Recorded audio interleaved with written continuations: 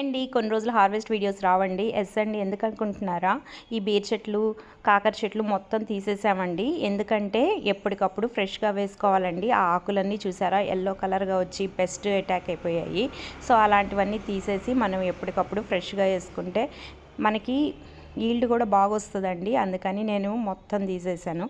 అంతకుముందు పైన టెర్రస్లో బీరకాయ సీడ్స్ అవన్నీ పెట్టాం కదండి, చక్కగా తీగకు వచ్చాయండి. అలా వచ్చినప్పుడు మనం వాటికి దారాలు కట్టి పైకి వెళ్ళటానికి ఇవ్వాలండి ప్లేస్. ఇదిగోండి సొర చెట్టు కూడా చూడండి బాగా వచ్చింది. ఇదిగోండి బెండ చెట్లు, బీర చెట్లు, నేతి బీరకాయ చెట్లు చూడండి, తీగ ఎంత బాగా కట్టి 2 days అయిందండి. చూడండి ఎంత బాగా గ్రో అయిందో. అలా మనం చేసుకోవాలండి. రైనీ సీజన్ వస్తుంది కాబట్టి అన్నీ చేసుకోవచ్చు.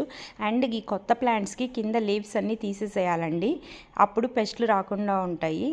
కింద లీవ్స్ మాత్రం తీసేయాలి. అదిగోండి దొండ చెట్టు, ఇది 2 రకాల చిక్కుడు చెట్లు కూడా వేసానండి. ఇదిగోండి ఇదేమో పర్పుల్ చిక్కుడు, ఇంకొకటి గ్రీన్ చిక్కుడు.